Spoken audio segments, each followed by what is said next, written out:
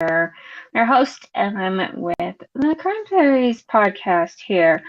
So last time when we went live on our YouTube, we kind of went through a little bit of Richard Allen and found out that because he didn't know why he was being arrested, and all of the documents were sealed and everything. So now the judge actually ordered them to be released, and we have them.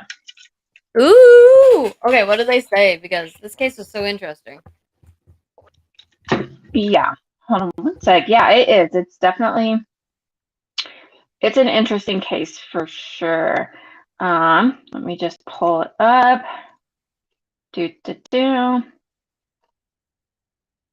Okay. So I have all the court documents on the website too. So if you want to view all of them, you're more than welcome to. I am going to paraphrase from court documents. But if you actually want to read them all, you're more than welcome to. They are posted publicly for all of you to see on the website. I'll also post like a link and stuff with them. But, well, it's not up yet, but it will be. So that you guys can view all of these. So his lawyer is saying right now that just because he is feeling guilty about these girls being murdered does not mean that he is guilty of murdering them. Yeah, but it obviously means he has some kind of connection with it, or with the girls, maybe. Right. But what he's getting at is he's saying, like, just because he was there on the bridge the same time that the girls were doesn't necessarily mean that he kills them. He could be experiencing guilt from just, being there but not being able to do anything stop about it. Right. Being there in person and being like, I should have said something. I should have known. But how do you know when something's bad's going to happen? You really never know. Right. Like when my dad died, I blamed myself for years thinking it was my fault just because I had weird dreams about it happening before it did. So, like, it's understandable to have those feelings, and to actually blame yourself for stuff like that. That is completely valid, right? Yeah. So I'm going to read directly from this court document, though. So the court had having this matter under advertisement following a hearing conducted on November 22nd, 2022.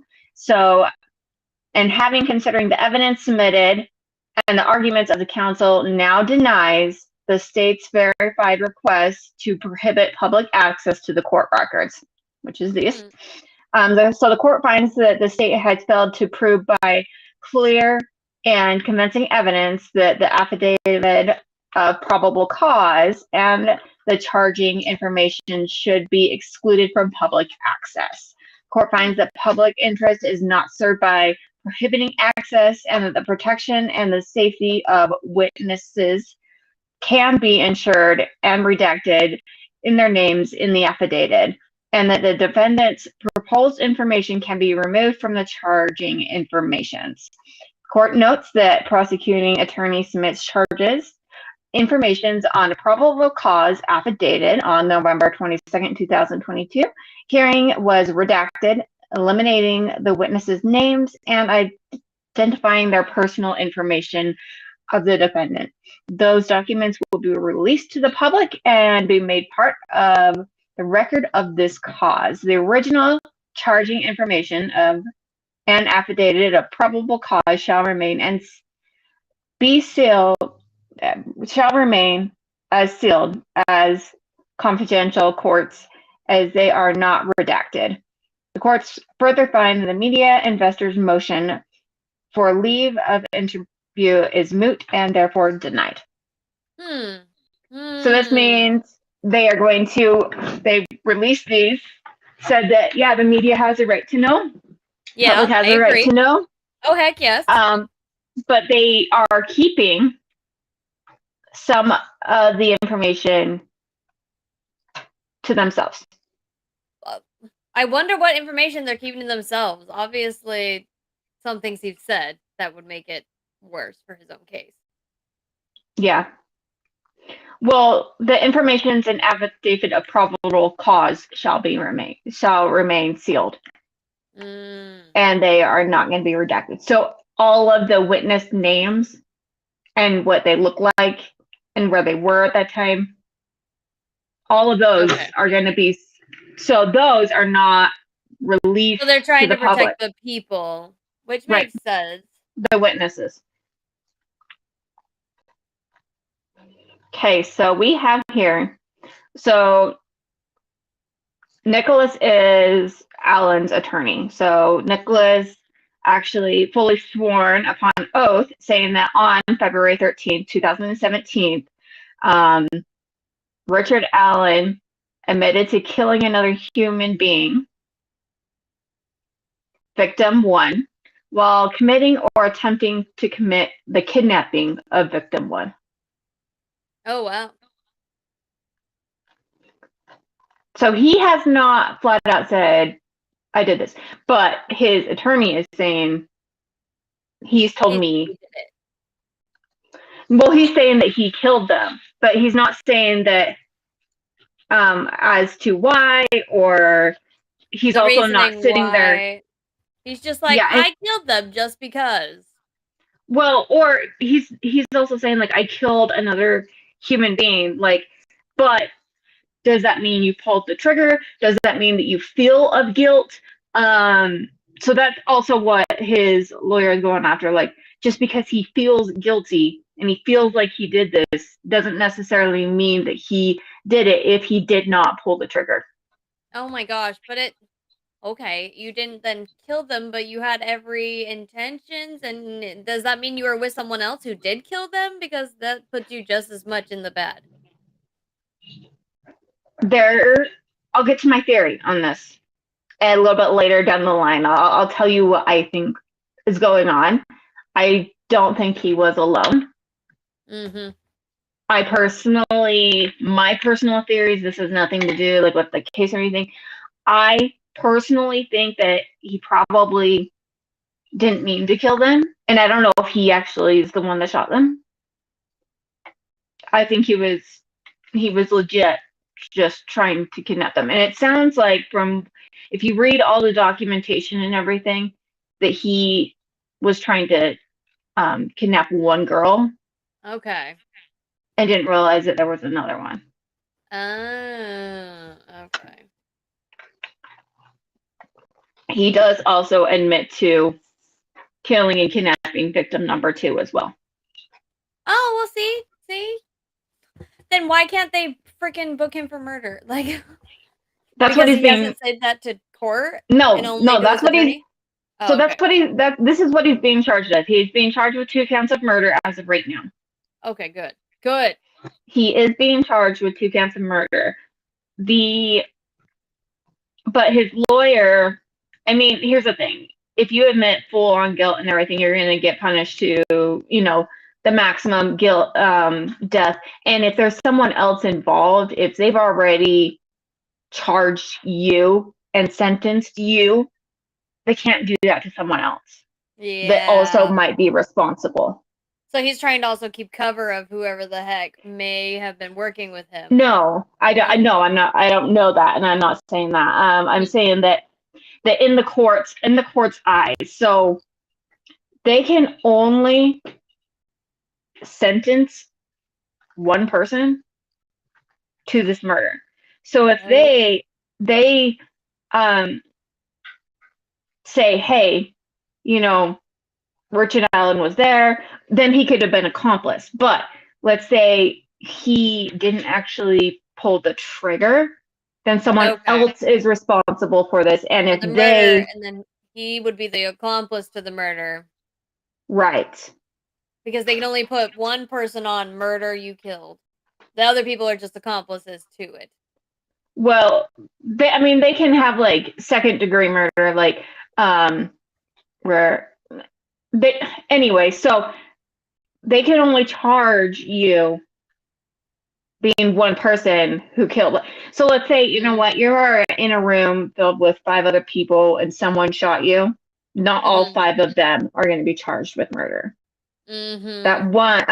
Homicide. So one of them, whoever shot you, will be charged with homicide. The others will go to jail. They will have jail time, but it's not as harsh as a sentence. Yeah, they'll have actually less sentences. But whoever really did do it should be punished. Like, I'm not saying that he shouldn't as well. I'm just saying, like, if he had someone else with him, they need to be caught too. Yes, heck yes, because what if they could just do this again and again and again and again? Right. So, yeah. Okay, so, and again, I'm going to paraphrase on this. So, there are affidavits from statements from other people, witnesses and stuff that were around that area around that day, okay?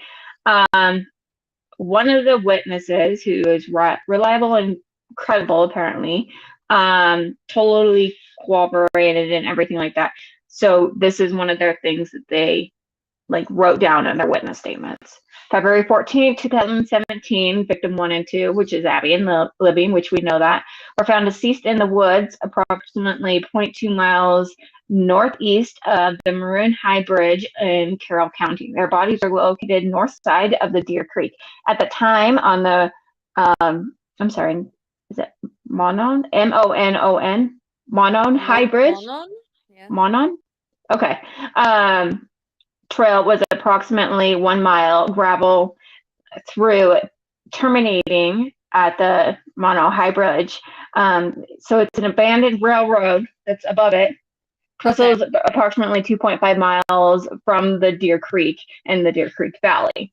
So approximately 0.7 miles west from the bridge, the Freedom Bridge, and the Mono Bridge, which is a pedestrian bridge spanning the state road, which is State Road 25. Okay, approximately 350 feet west from Freedom Bridge was a former railroad overpass over Old State Road 25. The trail terminates just west from the former railroad overpass, and the majority of the trail is a wooden area.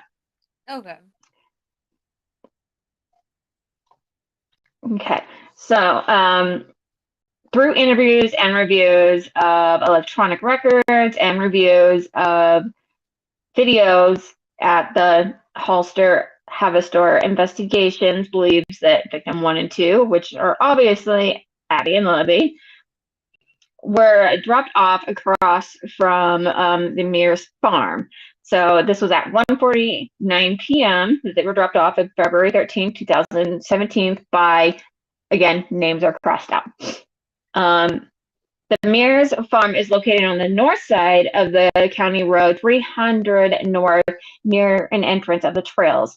A video from victim 2's phone is shown at 2:13 that Abby and Libby encountered a male subject on the southeast portion of the Maroon High Bridge. The male ordered the guys down the hill. Okay. And I don't know if I don't think you've seen this. No, I haven't.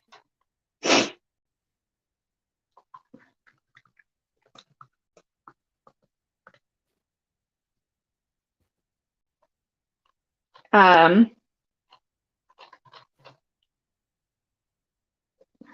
don't know if I'm trying to just find just the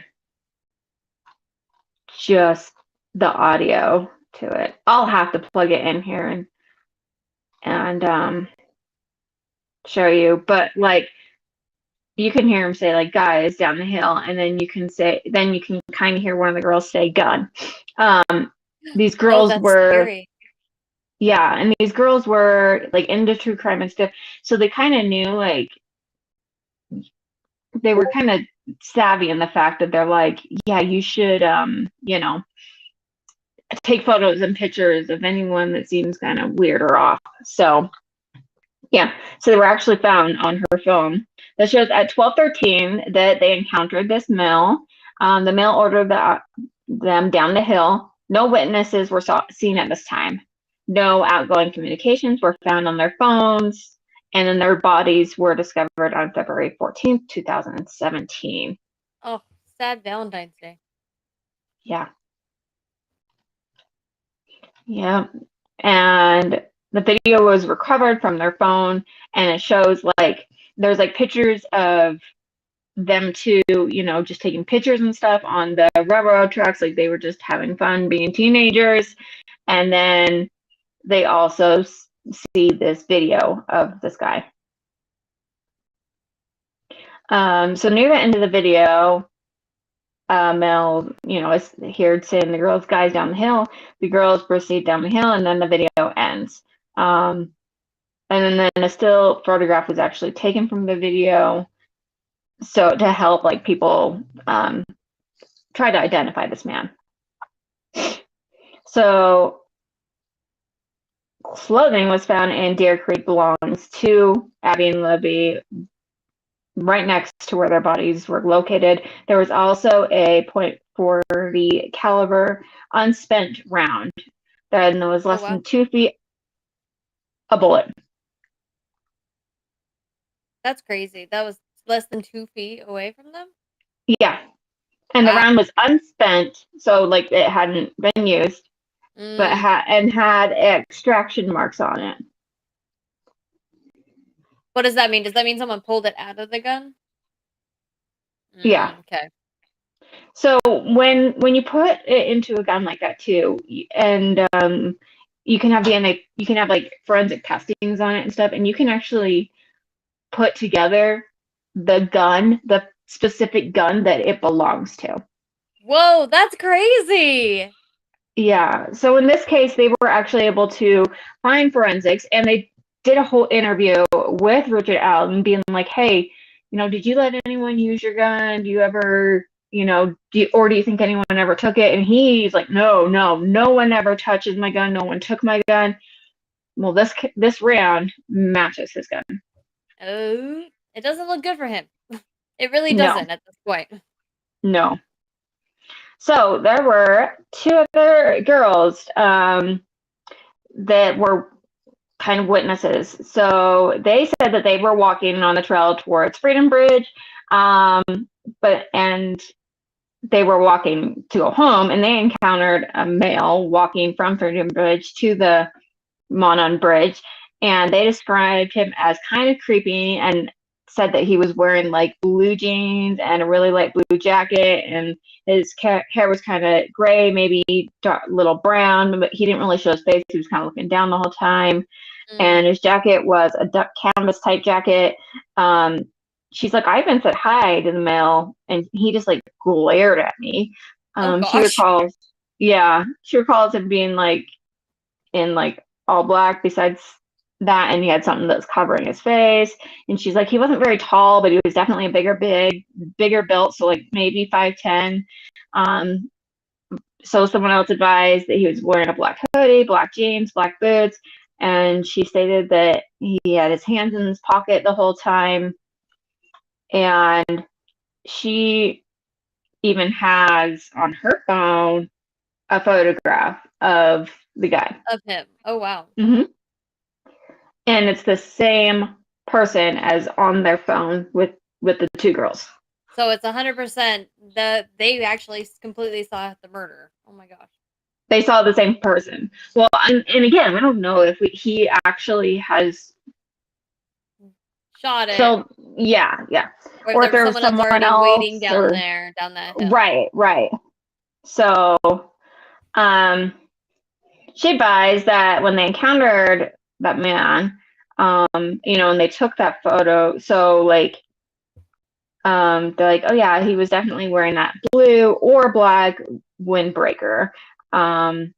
She's like, yeah, the jacket had a collar that had like a hood on it, and that he was like wearing baggy jeans. So, yeah. So, like, both of these girls' witness statements come out very, very, very similar. One just says, oh, he had a blue jacket on. The other one said, like, it was like dark blue or black. So, other than They're that, basically the those, same statement. yeah, exactly. So, investigators spoke with someone else who was on that trail. And they had a video that was also captured, which was capturing a vehicle traveling eastbound at 1:46 p.m. towards the entrance across from the farm. She said that she saw 4 juvenile females walking on the bridge over the state road in that approximate time. That makes sense. Those 2 girls that were there, and Abby and Libby. Okay. And walking over the bridge, and she was driving underneath on her way to the park. So she was driving underneath the bridge on her way to park. The park. Wow. Well, to park, like, so that she could park and probably go up there herself and like walk and whatever. Okay. Actually, I don't even know if it is a she. It's just it says she, so, but it blanks out their name. So she advised she walked to the high bridge and observed a male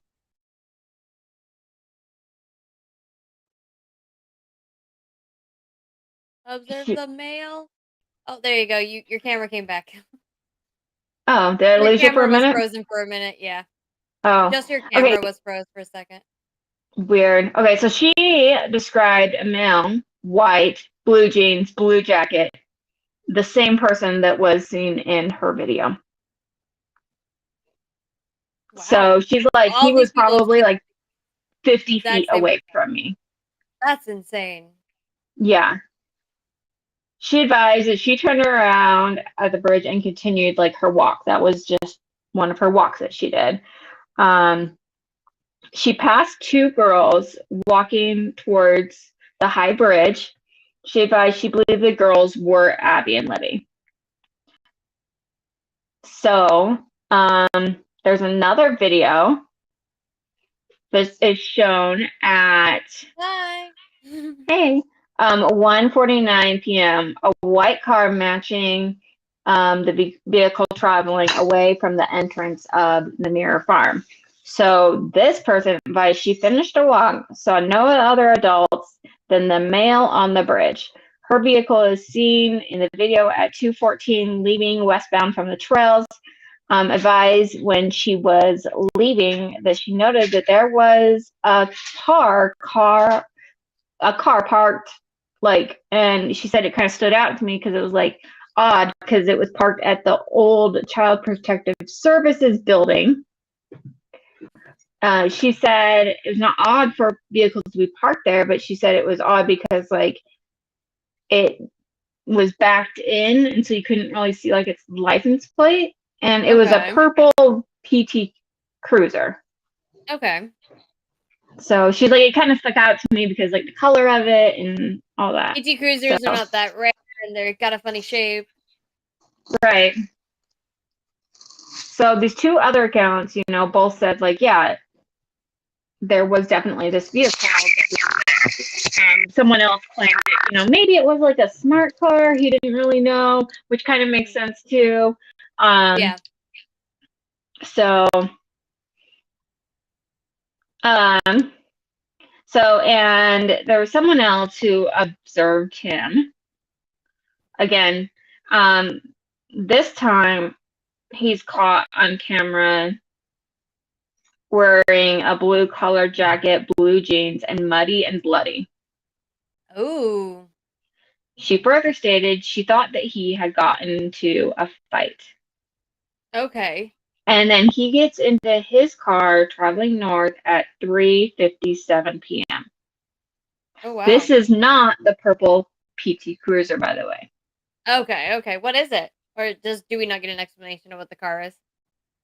Yeah, his car is just one of the white. It's just a white SUV. Okay. Of course it is. So, and he was seen just driving away with that.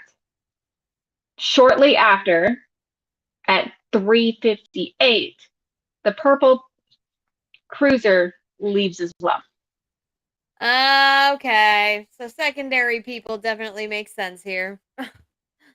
Secondary human is making itself more and more realistic.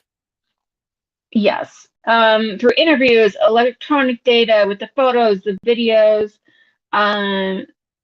they believe that, you know what, he was that not only there, but he was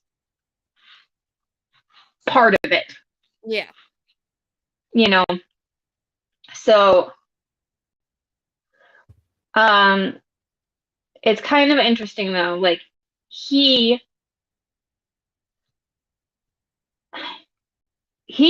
came forward and said, yeah, I was there that day.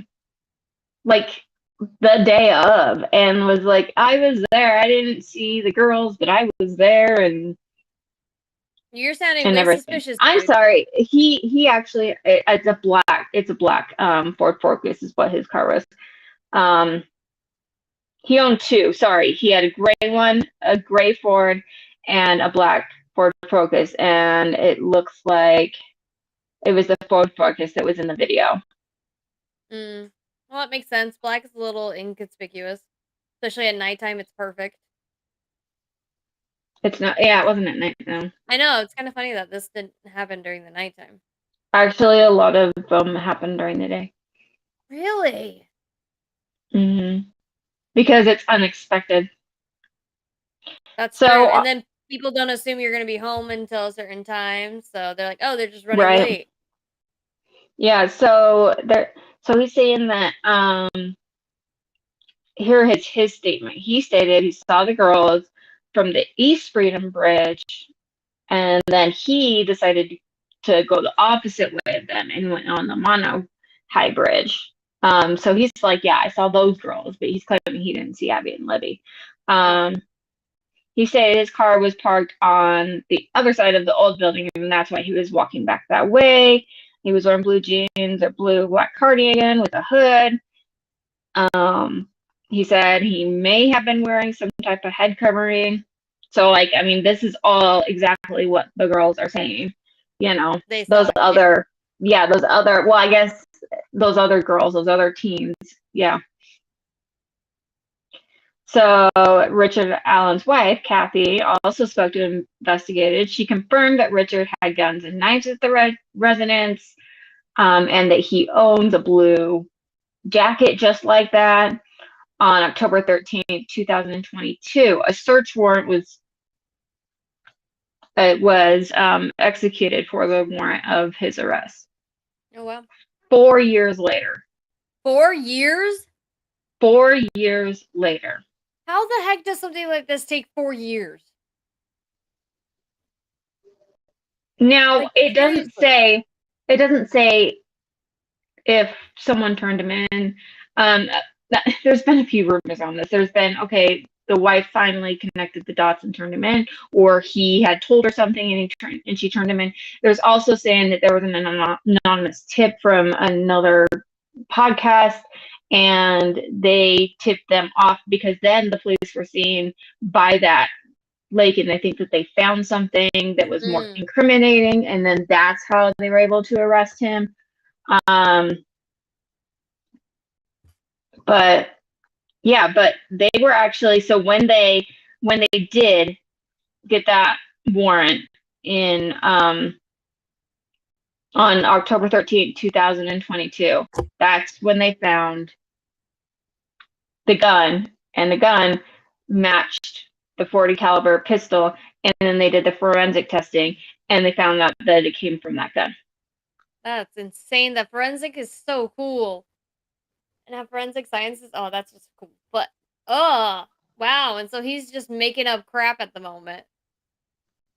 Trying to get his way out of it. No, I don't know. I mean, I don't think that he's actually been said, I did this and that. Like, he's basically, it sounds like he's basically saying, oh, I don't know. Maybe that could have happened. Yeah, well, I mean, this was the day of that they were found, that he went Oh, ahead and okay. said all of this. Like, this was his saying that he had no idea, he didn't know who they were, he was on there. Like, he like came forward that same day that they were found, was like, yeah, I was there. Like, so after he came forward and said, I was there, I saw them that day. I didn't see them, but I saw those other two girls that day. They dismissed him, basically. It was like, okay. They're like, cool, So not it's on our taken list. 4 years to get here. Yeah. Yeah. It's That's taken crazy. That's 4. how murderers do it, though. They literally make themselves seem sweet and innocent to the police, giving them So information. so they have had someone else that they arrested and that they were charging on 2 counts of murder, and his name was last name was Klein, also known as AKA Anthony Shots. If you look that up, you will find that it Mm. is a fake profile made to lure girls in, and he's a pedophile. Oh God. Okay, so he was already on the like sexual watch list. And so that's one of the main things that they did, was seeing who was on that list that was in that area, and come to find out that he actually was Snapchatting the girls Oh wow. and asking for like naked pictures and stuff. Like, and he had pictures of as young as age 3 to 17, and he was showing them to Oh. people. He was like selling them. Um, so they arrested him for the murders of these two girls.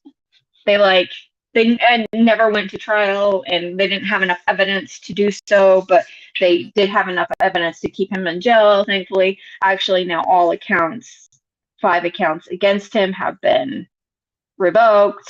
That's good. Um, so like he's not sitting in jail anymore. Oh, Um, yeah, but all 5 charges have been dropped dropped on his against account. him. He's a Yeah, pedo. He's a proven pedo. I know. I know, but they also claim that he was a murderer, and they can't prove that. Yeah. Um, but yes, I agree. He still should be in jail. Like, he had pictures from girls from freaking 3 to 17. It's disgusting. He would go on there and pretend like he had pictures of, actually one of them was like Justin Bieber, and um there was some other ones too of just like this young hot guy or whatever, and would ask to get naked pictures and naked photos, and then eventually try to meet up with these girls. Um Ugh. so Ugh. here's my theory. My theory is that there was a pedo ring going on. Yeah, it would make sense. And maybe even if Anthony Shots didn't kill him or whatever, maybe he knew that where they were going, because maybe they sent him a snapshot of like them on the bridge or something. Yeah, it could be a possibility.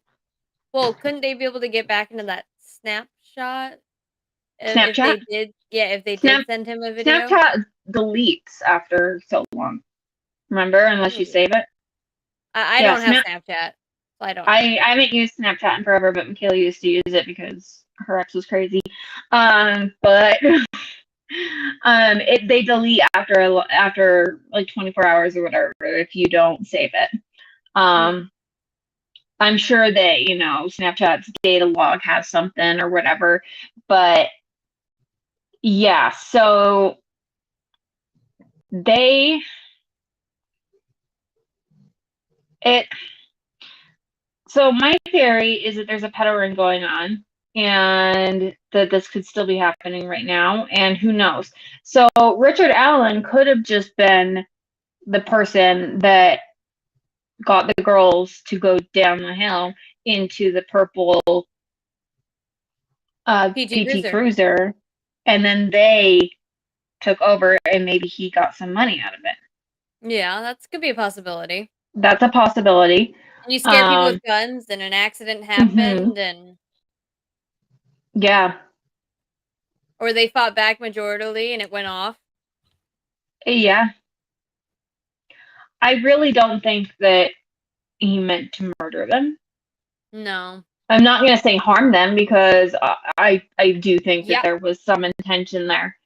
I don't I'm think that sorry. he. Anyone has an intention if you're pointing a gun at someone of harm. There's an intention of harm there if you're pointing a gun at someone. Well, and who knows? He might have just like shown it to them, and maybe the girls tried to grab it, and something happened. Mm, For all we know, too, maybe one of the girls accidentally killed one of the other girls. yeah. We don't know. Possibility. We don't know if there was and if there was someone else there too. Maybe they were like, okay, what's taking so long? And so that they went up and maybe they grabbed his gun and did it, or we don't know. No. We I have no feel idea. like that this is a bigger deal than just him and Mm-hmm. Anthony Schatz Klein, whatever you want to call him. I feel like there's a pedo ring going on. I feel like, and maybe it's even to the point where girls are being abducted and sold into, sex trafficking. I know. I can't believe it's still happening. It's crazy Oh, how sex Utah, trafficking is Utah's one happening. of the worst places. Oh, well, Utah has so many children. That's true. So it's But perfect for anyone looking for that kind of stuff. but yeah, that's my theory. My theory is that it's a pedo ring. My theory is the fact that that's what I think. I think that it's a pedo ring. I think that there's more going on than just Richard Allen. Here's the thing is will he talk, or is he going to be afraid that his family is going to be in danger? I don't know. I Because would be. if you're going to kill an 11 and 12 or 12 and 13-year-old, like, you know, Yeah. so I think this is way bigger and it still could be going on. Like, Oh, these guys could be like, yeah, do you want what happened to Abby and Libby to happen to you? yeah. I agree. I agree. I think there might be something completely more. I don't know if he's going to talk, though. He might not. I don't know. I don't know. I can say It though, depends I on don't who he think he did feels. this alone. I don't think he did it alone. It doesn't sound like something he did alone. And that PT Cruiser moving at the same time seemed a little suspicious. Maybe it's coincidental, but I I can say 100% though. I see that there's probable cause to keep him in jail now. You know how before I was like, they're not even saying anything. Yeah, Yeah. yeah. There's probable cause to keep him in jail now. Oh, 100%. He's going to be stuck in there and stuck in there for a while until they Yep. get more out of him. I really hope that he comes forward and talks because I don't think he did this alone. I really don't. I think that it's a whole pedo ring thing. And I mean, I might just be spitting smoke here, but that's what it seems like to me. Anyway, if you guys have any theories or anything, feel free to send them to me. You can do that at crimetheoriespodcast@gmail.com or on Facebook. YouTube, we go live on there, so you're more than welcome to check that out. That's where this is being held right now. Twitch, all that fun stuff. So feel free to check us out. As always, just keep fucking going. Okay. Can I end it?